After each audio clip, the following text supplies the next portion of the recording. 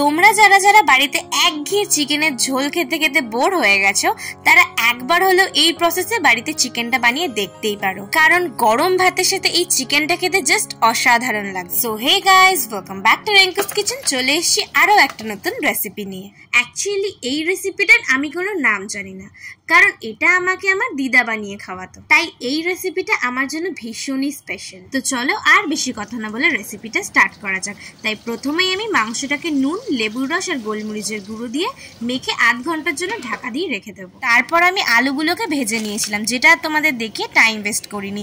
এবার ওই তেলের মধ্যে ফোড়নে দিয়ে দিচ্ছি তেজপাতা, দারচিনি, এলাচ, লবঙ্গ আর গোটা জিরে। এবার সবকিছুকে ভালো করে একটু নেড়ে নেবো যাতে এর ফ্লেভারটা চলে আসে। তারপর এর মধ্যে দিয়ে দেবো কেটে রাখা পেঁয়াজ।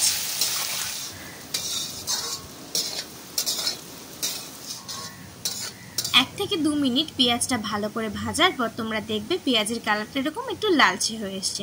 ঠিক এই স্টেপে আমি দিয়ে দেবো রসুন বাটা। দিয়ে ততক্ষণ কষাবো যতক্ষণ না রসুনের স্ট্রং স্মেলটা চলে যায়। তারপর এর মধ্যে দিয়ে দেবো আদা বাটা। আদা দিয়ে কিন্তু খুব বেশি কষানোর কোনো দরকার নেই। কিছুক্ষণ কষিয়েই এর মধ্যে দিয়ে দেবো পরিমাণ মতন কাঁচা লঙ্কা বাটা। লঙ্কাটা তোমরা তোমাদের পরিমাণ মতন ব্যবহার করো। লঙ্কাটা দিয়ে কিছুক্ষণ কষিয়ে নেওয়ার পর এর মধ্যে দিয়ে দেবো পরিমাণ মতো নুন।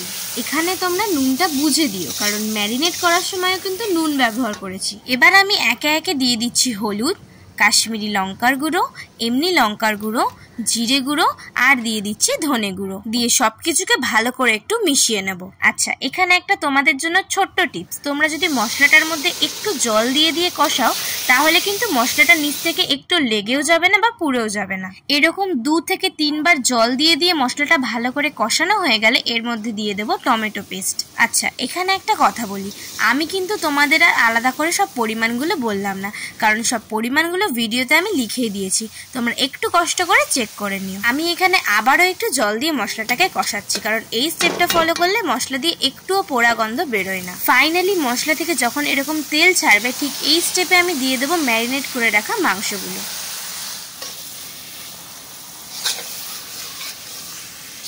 মাংসটা ভালো করে মশলার সাথে মেশানো হয়ে গেলে আমি এর মধ্যে দিয়ে দেবো আগের থেকে ফেটিয়ে রাখা টক দই। আচ্ছা, তোমাদের জন্য এখানে আরো একটা ছোট্ট টিপস। তোমরা টক দইটা দেওয়ার সময় অবশ্যই গ্যাসের ফ্লেমটা একদম লো রাখবে, নইলে টক দইটা কেটে যেতে পারে। টক দইটা দিয়ে মাংসটা ভালো করে কষানো হয়ে গেলে এবার কিছুক্ষণের জন্য ঢাকা দিয়ে রেখে দেবো, যাতে মাংস থেকে একটু জল ছেড়ে দেয়। তোমরা কিন্তু অবশ্যই কিছুক্ষণ পর পর ঢাকনাটা খুলে একটু মাংসটা নেড়ে নেবে, নইলে কিন্তু মাংসটা নিচ থেকে লেগে যেতে পারে।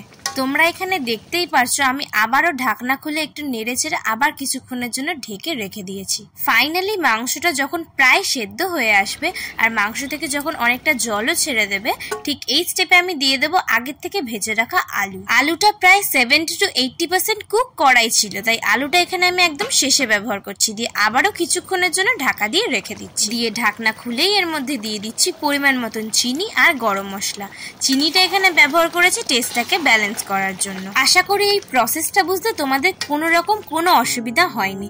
আর যদি কোনো অসুবিধা হয়েও থাকে তো তোমরা অবশ্যই আমাকে কমেন্টে জানিও। আমি তোমাদের রিকোয়েস্ট করব একবার হলেও আমার দিদার বানানোর এই চিকেনের রেসিপিটা বাড়িতে ট্রাই করার জন্য। ভিডিওটা ভালো লাগলে অবশ্যই লাইক আর সাবস্ক্রাইব করো, আর এরম ভাবেই আমার পাশে থেকো, আমাকে সাপোর্ট করো। Thanks for watching.